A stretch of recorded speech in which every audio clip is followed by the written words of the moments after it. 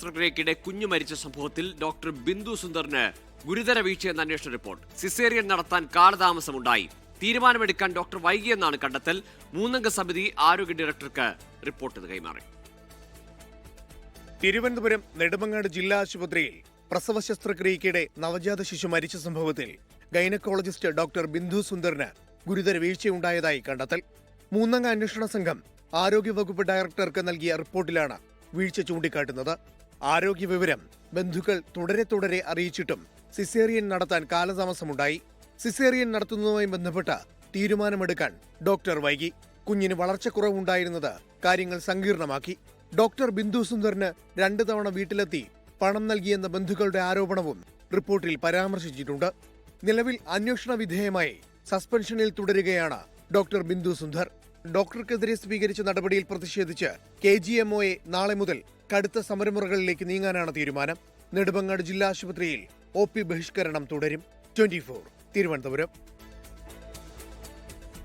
നെടുമങ്ങാട് ജില്ലാ ആശുപത്രിയിൽ പ്രസവ ശസ്ത്രക്രിയക്കിടെ കുഞ്ഞു മരിച്ച സംഭവത്തിൽ പ്രതികരണവുമായി മുഖ്യമന്ത്രി പിണറായി വിജയൻ. ചികിത്സാ പിഴവ് ആരോപണത്തിൽ നടപടികൾ ഉണ്ടാകുമെന്ന് മുഖ്യമന്ത്രി പറഞ്ഞു. LDF ഭരണകാലത്ത് താലൂക്ക് ആശുപത്രി മുതൽ മെഡിക്കൽ കോളേജ് വരെ സൂപ്പർ സ്പെഷ്യാലിറ്റി സൗകര്യങ്ങൾ ഒരുക്കി. ആരോഗ്യരംഗത്തെ തകർച്ചയിൽ നിന്ന് കരകയറ്റിയെന്ന് മുഖ്യമന്ത്രി. നെടുമങ്ങാട് ജില്ലാ ആശുപത്രിയുടെ പ്രവർത്തനങ്ങളെ സംബന്ധിച്ച് ചില പരാതികൾ നേരത്തെ ഉയർന്നിരുന്നു. അവ പരിഹരിക്കാൻ ഉത്തരവാദിത്തപൂർണമായ നടപടികളുണ്ടാകുമെന്ന കാര്യം അറിയിക്കാൻ ഈ അവസരം ഉപയോഗിക്കുകയാണ്. സംസ്ഥാന സർക്കാർ ഒരുക്കിയിട്ടുള്ള പൊതുജനാരോഗ്യ സംവിധാനങ്ങൾ പ്രഥമ പരിഗണന നൽകുന്നത് പൊതുജനങ്ങൾക്ക് തന്നെയാണ്. അതിൽ യാതൊരു വിട്ടുവീഴ്ചയും ഉണ്ടാകില്ല. അക്കാര്യത്തിൽ ആരെങ്കിലും വീഴ്ച വരുന്ന പക്ഷം ഉചിതമായ നടപടികൾ സ്വീകരിക്കും. തമിഴ്നാട്ടിൽ നിയമസഭാ സീറ്റ് വിഭജനവുമായി ബന്ധപ്പെട്ട് DMK കോൺഗ്രസ് ചർച്ച ആരംഭിച്ചു. AICC general secretary KC Venugopal മുഖ്യമന്ത്രി MK സ്റ്റാലിനുമായി ചെന്നൈയിൽ കൂടിക്കാഴ്ച നടത്തി. മനേഷ് മൂർത്തി ചേരുന്നുണ്ട് വിവരങ്ങളുമായി. മനേഷ്, ഈ കൂടിക്കാഴ്ചയിൽ സീറ്റ് ധാരണ എന്തെങ്കിലും എത്തിയിട്ടുണ്ടോ? കൂടുതൽ നേതാക്കളും പാർട്ടികളുമൊക്കെ DMKയ്ക്കൊപ്പം വരുമ്പോൾ ഈ സീറ്റ് വിഭജനം അല്പം കടുകട്ടിയാവുമല്ലോ.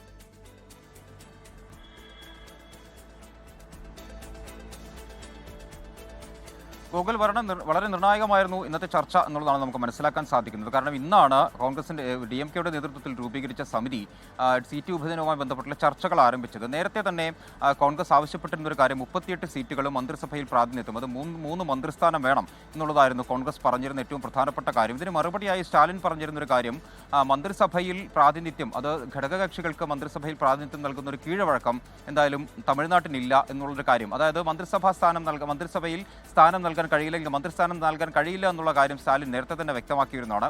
പിന്നെ ഉള്ളത് ഈ 38 സീറ്റുകളാണ്. ആ 38 സീറ്റുകളുമായി ബന്ധപ്പെട്ടുള്ള ചർച്ചകൾ പുരോഗമിക്കുന്നു എന്നുള്ളതാണ് നമുക്ക് മനസ്സിലാക്കാൻ സാധിക്കുന്നത്. പരമാവധി സീറ്റുകൾ കോൺഗ്രസ് നേടിയെടുക്കുക എന്ന് തന്നെയായിരിക്കണം കോൺഗ്രസിന്റെ ഒരു ലക്ഷ്യമെന്ന് പറയുന്നത്. പക്ഷേ ഇന്നിപ്പോൾ ആരംഭിച്ച സീറ്റ് വിഭജന ചർച്ചയിൽ ആദ്യം ചർച്ച നടത്തിയത് മുസ്ലിം ലീഗുമായാണ്. 5 സീറ്റുകളാണ് അവർ ആവശ്യപ്പെട്ടത്. കഴിഞ്ഞ തെരഞ്ഞെടുപ്പിൽ 3 സീറ്റുകളിലാണ് അവർ മത്സരിച്ചത്. 3-ൽ പരാജയപ്പെടുകയും ചെയ്തിരുന്നു. പക്ഷേ മുസ്ലിം ലീഗിനോട് DMKയുടെ ഈ സമിതി ആവശ്യപ്പെട്ട ഒരു പ്രധാനപ്പെട്ട കാര്യം, കൂടുതൽ പാർട്ടികൾ, അതായത് മക്കൾ നീതി മയ്യം വന്നിട്ടുണ്ട്, DMDK വന്നിട്ടുണ്ട്. അങ്ങനെ പുതിയ കക്ഷികൾ വരുന്ന ഒരു സാഹചര്യത്തിൽ എല്ലാ കക്ഷികളും, അതായത് നിലവിലുള്ള സഖ്യത്തിലുള്ള കക്ഷികളെല്ലാം തന്നെ സീറ്റുകൾ ത്യാഗം ചെയ്യേണ്ടി വരും എന്നുള്ളൊരു കാര്യം ആവശ്യപ്പെട്ടിട്ടുണ്ട്. അപ്പോൾ അങ്ങനെ വരുമ്പോൾ കോൺഗ്രസ് ഈ പറഞ്ഞ രീതിയിൽ 25 സീറ്റുകളിൽ നേരത്തെ മത്സരിച്ചതാണ്. അതിൽ നിന്നും ഒരുപക്ഷെ ത്യാഗം ചെയ്യേണ്ട ഒരു നിലയിലേക്ക് കൂടി വന്നേക്കാം എന്നുള്ളതാണ് നമുക്ക് മനസ്സിലാക്കാൻ സാധിക്കുന്നത്. ആ രീതിയിലുള്ള ചർച്ചകൾ എന്തായാലും ഒരു സമവായത്തിലേക്കൊക്കെ കോൺഗ്രസ് എത്തിയിട്ടുണ്ട് എന്നുള്ളതാണ് നമുക്ക് മനസ്സിലാക്കാൻ സാധിക്കുന്നത്. കാരണം ഇനി അധികം ദിവസങ്ങളില്ല. വളരെ വേഗത്തിൽ തന്നെ ചർച്ചകൾ പൂർത്തീകരിച്ച് ഇനിയിപ്പോൾ തിരഞ്ഞെടുപ്പ് പ്രവർത്തനവുമൊക്കെയായി ബന്ധപ്പെട്ട് പോകേണ്ടതുണ്ട്. DMK ആണെങ്കിൽ ഈ സ്ഥാനാർത്ഥിയാവാൻ താല്പര്യമുള്ള ആളുകളിൽ നിന്നും അപേക്ഷ സ്വീകരിച്ച് തുടങ്ങിയിട്ടുണ്ട്. അത് അണ്ണാറിവാളത്തിൻ്റെ ഒരു ഭാഗത്ത് അതുമായി ബന്ധപ്പെട്ടുള്ള പ്രവർത്തനങ്ങൾ നടക്കുന്നുണ്ട്. അപ്പോൾ വളരെ വേഗത്തിലാണ് DMK മുൻപോട്ട് പോകുന്നത്. അപ്പോൾ സഖ്യകക്ഷികളുമായുള്ള സീറ്റ് വിഭജന ചർച്ച വളരെ വേഗത്തിൽ പൂർത്തീകരിക്കണം. അതിനുശേഷം വളരെ വേഗത്തിൽ തന്നെ ഈ പറഞ്ഞ രീതിയിലുള്ള പ്രചാരണവുമായി മുൻപോട്ട് പോകുക, ഇതാണ് DMK സഖ്യത്തിൻ്റെ ഒരു പ്രധാനപ്പെട്ട ലക്ഷ്യം. പക്ഷേ എന്തായാലും സീറ്റ് വിഭജനം, കോൺഗ്രസുമായി ബന്ധപ്പെട്ടുള്ള സീറ്റ് വിഭജനം എന്തായാലും കുറച്ചുകൂടി ദിവസങ്ങൾ നീളാനുള്ള ഒരു സാധ്യത തന്നെയാണ് നിലവിൽ കാണുന്നത്. ഗോകുൽ. ശരി, മനേഷ് മൂർത്തിയാണ് ചെന്നൈയിൽ നിന്ന് വിവരങ്ങൾ നൽകിയതായാലും. DMK സഖ്യം സീറ്റ് വിഭജന ചർച്ചകളിലേക്ക് കിടക്കുമ്പോൾ കൂടുതൽ നേതാക്കളൊക്കെ അവരുടെ സഖ്യത്തിലേക്ക് എത്തിയിട്ടുണ്ട്. അതുകൊണ്ട് തന്നെ പല പാർട്ടികളും മുമ്പ് മത്സരിച്ചതിനേക്കാൾ കുറവ് സീറ്റുകളിലേക്ക് ചിലപ്പോൾ ചുരുങ്ങിയേക്കുമെന്നതാണ് മനസ്സിലാക്കുന്നത്. കിഫ്ബി കോഴിക്കോടിന്റെ മുഖച്ഛായ മാറ്റുകയാണ്. ജനങ്ങളുടെ അടിസ്ഥാന സൗകര്യ വികസനത്തിൽ വലിയ മുന്നേറ്റങ്ങൾ കൊണ്ടുവരുന്ന വൻ വികസന പദ്ധതികളാണ് ജില്ലയിൽ കിഫ്ബി വഴി ആസൂത്രണം ചെയ്ത് നടപ്പാക്കുന്നത്. റോഡുകളും സ്കൂളുകളും പാലങ്ങളും വികസിപ്പിക്കുന്നതിനപ്പുറം രാജ്യത്തെ തന്നെ സർക്കാർ മേഖലയിലെ ആദ്യ അവയവമാറ്റ ആശുപത്രിക്കും കിഫ്ബി തുടക്കമിട്ട് കഴിഞ്ഞു. കിഫ്ബിയുടെ ചിറകിലേറി വികസന കുതിപ്പിലാണ് കോഴിക്കോട് ജില്ല. നഗരത്തിന്റെ മുഖച്ഛായ മാറ്റുന്ന വിവിധ പദ്ധതികളാണ് ഇതിനോടകം തന്നെ കിഫ്ബി നടപ്പിലാക്കിയത്. ആരോഗ്യം, വിദ്യാഭ്യാസം, ഗതാഗതം, വിനോദസഞ്ചാരം എന്നീ മേഖലകളിലെല്ലാം അനന്ത സാധ്യതകളാണ് കിഫ്ബി തുറന്നിട്ടത്.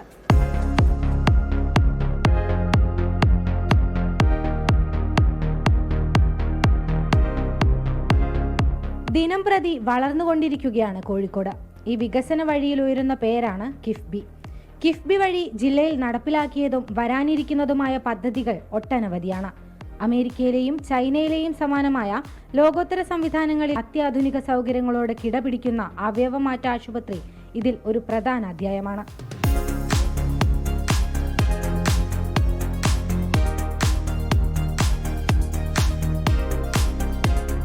ആരോഗ്യരംഗത്ത് രാജ്യമുറ്റുനോക്കുന്ന കേരളത്തിന്റെ ഏറ്റവും മാതൃകാപരമായ ഇടപെടലാണ് Kerala institute of organ transplantation. 617 കോടി രൂപയുടെ ഈ ബൃഹത് പദ്ധതി കിഫ്ബിയുടെ ധനസഹായത്തോടെയാണ് നടപ്പിലാക്കുന്നത്. ചേവായൂരിലെ 20 ഏക്കർ സ്ഥലത്താണ് സർക്കാർ സംവിധാനത്തിന് കീഴിലെ രാജ്യത്തെ ആദ്യത്തെ അവയവമാറ്റ ആശുപത്രി ഉയരുന്നത്. മുഖ്യമന്ത്രി പിണറായി വിജയൻ തറക്കല്ലിട്ട് ആശുപത്രിയുടെ നിർമ്മാണ പ്രവർത്തനം ആരംഭിച്ചു കഴിഞ്ഞു. ദ്രുതഗതിയിൽ നടപ്പിലാക്കുന്ന ഈ പദ്ധതി 2.5 വർഷം കൊണ്ട് പൂർത്തിയാക്കാനാണ് ലക്ഷ്യം. ആദ്യഘട്ടത്തിൽ ICU, HDU സൗകര്യങ്ങൾ, ഡയാലിസിസ് സെന്റർ, 10 ഓപ്പറേഷൻ തിയേറ്ററുകൾ, 14 സ്പെഷ്യാലിറ്റി ഡിപ്പാർട്ട്മെന്റുകൾ എന്നിവ ഒരുക്കും. കേരളത്തിന്റെ ആരോഗ്യ മേഖലയുടെ ചരിത്രത്തിൽ നാഴികക്കല്ലാകും കിഫ്ബി സഹായത്തോടെയുള്ള ഈ അവയവമാറ്റ ശസ്ത്രക്രിയ ആശുപത്രി. ഇങ്ങനെ കേരളത്തിന്റെ മുക്കിലും മൂലയിലും ശരിക്കും പറഞ്ഞാൽ കിഫ്ബി എത്താത്ത ഒരു മേഖല ഉണ്ടാവുമെന്ന് എനിക്ക് തോന്നുന്നില്ല. കാരണം ഇങ്ങനെ ഒരു ഫണ്ടിങ് ഇല്ലാതെ ഒരിക്കലും നമുക്ക് സാധ്യമാവില്ല.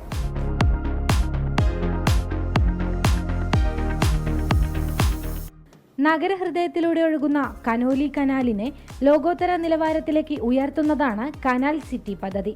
അരയെടുത്തുപാലം മുതൽ എരഞ്ഞിപ്പാലം വരെയുള്ള ഭാഗമാണ് ആദ്യഘട്ടത്തിൽ നവീകരിക്കുന്നത്.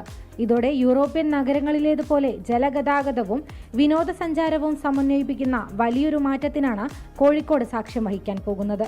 1118 കോടി രൂപയുടെ ബൃഹത്തായ പദ്ധതിയാണ് വിഭാവനം ചെയ്തിരിക്കുന്നത്. ചരക്ക് നീക്കത്തിനും വിനോദസഞ്ചാരത്തിനും ഒരുപോലെ പ്രാധാന്യം നൽകുന്ന പദ്ധതിയാണിത്. കോഴിക്കോട് നഗരവാസികളുടെ 4 പതിറ്റാണ്ടോളം പഴക്കമുള്ള ആവശ്യമായിരുന്നു പുതിയ പാലം. ഇടുങ്ങിയ പൊളിഞ്ഞു വീഴാറായ പാലം കിഫ്ബിയുടെ ചിറകിലേറി മുഖം മിനുക്കി. പുതിയ പാലത്തെ മീഞ്ചന്ത മിനി ബൈപ്പാസുമായി ബന്ധിപ്പിക്കുന്നതാണ് പാലം. കിഫ്ബി വഴി 2022 60 കോടി രൂപ അനുവദിച്ചതോടെയാണ് പ്രവൃത്തി ആരംഭിച്ചത്. 195 മീറ്റർ നീളത്തിലും 11 മീറ്റർ വീതിയിലും ആർച്ച് മാതൃകയിൽ നിർമ്മിച്ച പാലത്തിനൊപ്പം ഇരുവശങ്ങളിലും അപ്രോച്ച് റോഡുമുണ്ട്. പൊതുമരാമത്ത് മന്ത്രി മുഹമ്മദ് റിയാസ് കഴിഞ്ഞ ദിവസമാണ് ഈ പാലം ഉദ്ഘാടനം ചെയ്തത്.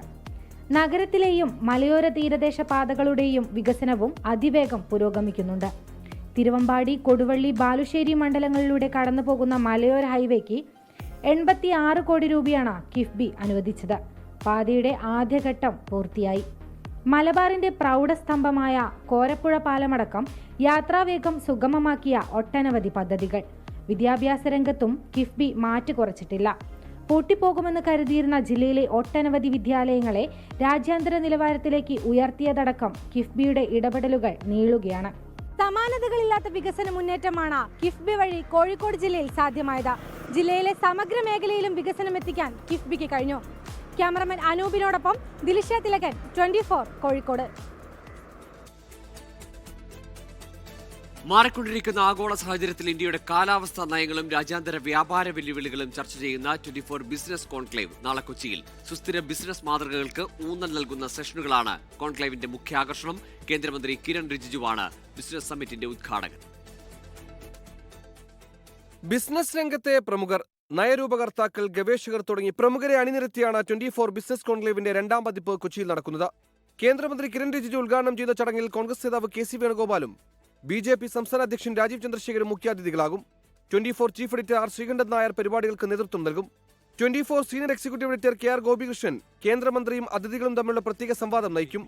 രാജ്യാന്തര തലത്തിലെ സാമ്പത്തിക നയമാറ്റങ്ങളും സുസ്ഥിര വികസനവും വ്യാപാര കരാറുകളും ചർച്ചയാകുന്ന ബിസിനസ് കോൺക്ലേവിൽ കേരളത്തിലെ സംരംഭകർക്കും നിക്ഷേപകർക്കും പുതിയ ദിശാബോധം നൽകുന്ന 2 സെഷനുകളാണ് പ്രധാന ആകർഷണം.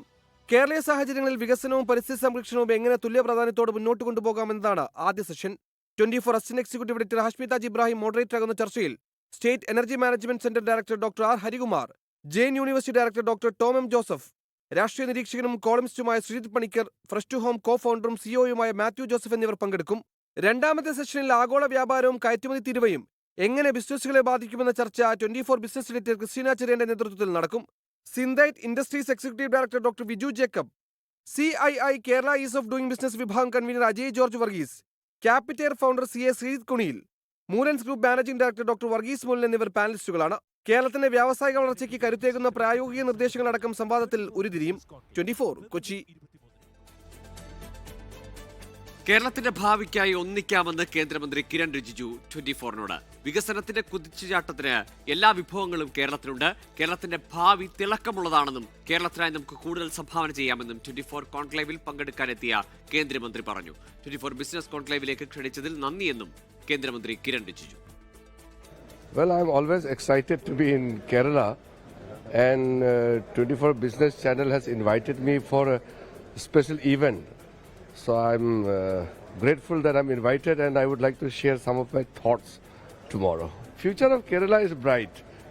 We just need to come together and give more emphasis to the potential of Kerala. Kerala is one of the finest state in terms of potential, whether it's a human potential, it's a geographic location, it's natural resources, and it's the young population of Kerala.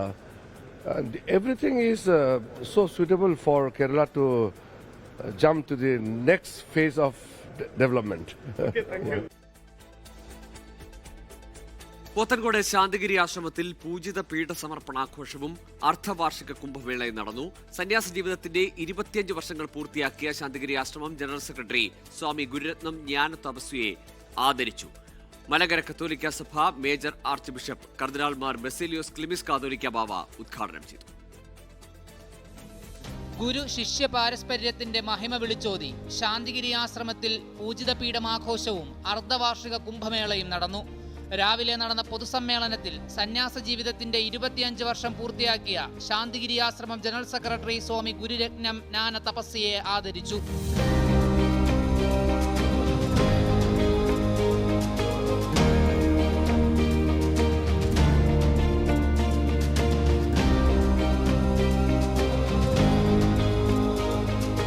Santhigiri ആശ്രമത്തെ വിവിധ സഭകളുമായും രാഷ്ട്രീയ പാർട്ടികളുമായും സമുദായങ്ങളുമായും നിരന്തരം കൂട്ടിയിണക്കുന്നതിൽ സ്വാമി ഗുരുരത്നം ജ്ഞാന തപസ്വി വഹിക്കുന്ന പങ്ക് അതീവ പ്രധാനമാണെന്ന് ചടങ്ങ് ഉദ്ഘാടനം ചെയ്ത മലങ്കര സുറിയാനി സഭ മേജർ ആർച്ച് ബിഷപ്പ് ബസേലിയോസ് കർദിനാൾ ക്ലിമീസ് ബാവ പറഞ്ഞു. ഈ ആശ്രമത്തോട് ഞങ്ങളെ നിരന്തരമായി കൂട്ടിച്ചേർക്കുന്ന ഇവിടുത്തെ സ്വാമിമാർ, അതിൽ പ്രധാന പങ്ക് വഹിക്കുന്ന പ്രിയപ്പെട്ട ഗുരുരത്നം ജ്ഞാന തപസ്വി, വിവിധ സഭകൾ, വിവിധ രാഷ്ട്രീയ പാർട്ടികൾ, സമുദായങ്ങൾ, വിവിധ പ്രസ്ഥാനങ്ങൾ, എല്ലാവരുടെയും പ്രാതിനിധ്യവും സാന്നിധ്യവും ശാന്തിഗിരിയിൽ ലഭ്യമാകുന്നത് നാം എല്ലാവരും സമാധാനം ആഗ്രഹിക്കുന്നവരും ഈ സമാധാന പ്രാപ്തിക്ക് ഈ ശാന്തിഗിരിക്ക് ഒരു പ്രത്യേക പങ്കുണ്ട് എന്ന് വിശ്വസിക്കുന്നത് കൊണ്ടുമാണ്. ആശ്രമത്തിന്റെ പ്രവർത്തനങ്ങൾ ജനനന്മ ലക്ഷ്യമാക്കിയുള്ളതാണെന്നും മനുഷ്യരെ ഒരുപോലെ കാണുന്നതാണെന്നും ചടങ്ങിൽ പങ്കെടുത്ത മന്ത്രി GR അനിൽ പറഞ്ഞു. ശാന്തിഗിരി ആശ്രമത്തിൻ്റെ എല്ലാ പ്രവർത്തനങ്ങളിലും കൂടെയുള്ളവരാണ് നമ്മളെല്ലാം. ആശ്രമത്തിൻ്റെ പ്രവർത്തികൾ ജനനന്മ ലക്ഷ്യമിട്ടുകൊണ്ട് മാത്രമാണ്.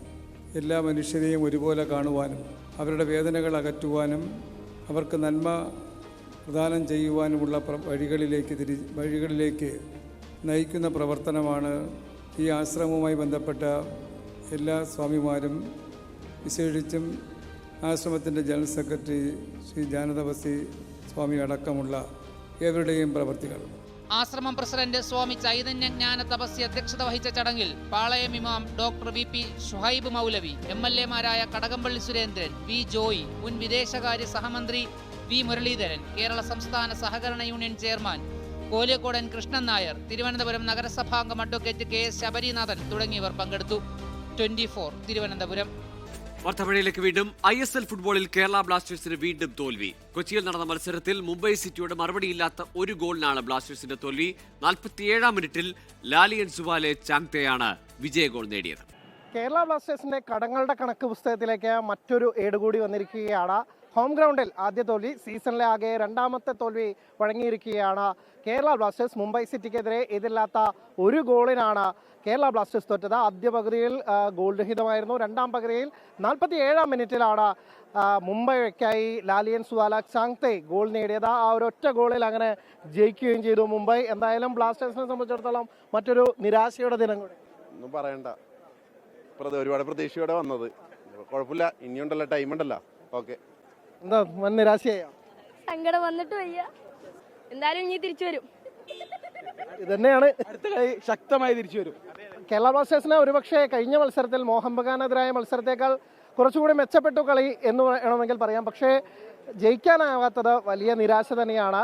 പ്രത്യേകിച്ച് ഹോം ഗ്രൗണ്ടിൽ ഇത്രയും വലിയ ആവേശം നൽകുന്ന കാണികൾ ഉണ്ടായിട്ട് പോലും അവർക്ക് ഒരു ജയം സമ്മാനിക്കാൻ എല്ലാ കാലത്തും വലിയ തിരിച്ചടികളാണ് നൽകിയിട്ടുള്ളത്. പക്ഷെ അവിടെയെങ്കിലും ഒരു മാറ്റം വരുമെന്നായിരുന്നു. അതിനകത്ത് ഇത്തവണയും മാറ്റമില്ല എന്നത് തന്നെയാണ് ആരാധകർക്ക് അതിൻ്റെ ഒരു. എങ്ങനെയുണ്ടായിരുന്നു? കുഴപ്പമില്ലായിരുന്നു. ഇനിയും തിരിച്ചു വരാനുള്ള ചാൻസ് ഉണ്ട്. ഡിഫെൻസീവാ കളി. നാഷണൽ സ്റ്റേഡിയം ഫുള്ള് വെള്ളക്കെട്ട, നീന്തി കുളിക്കാറുണ്ട്. എവിടെ മൊത്തത്തിലാണോ? നോക്ക് ചേട്ടാ, കയറി നോക്ക്, ഫുള്ള് വെള്ളം. Kerala is the best team in the world after Lazio. Next time they will win. I'm very sad, very disappointed. Kevin Yoke, next time we love you. Please score, please make a goal for us. We love you, Kerala. Number 1 team in India. First match അല്ല, next മാച്ചിൽ നമ്മൾ എന്തായാലും win ചെയ്യും. Okay.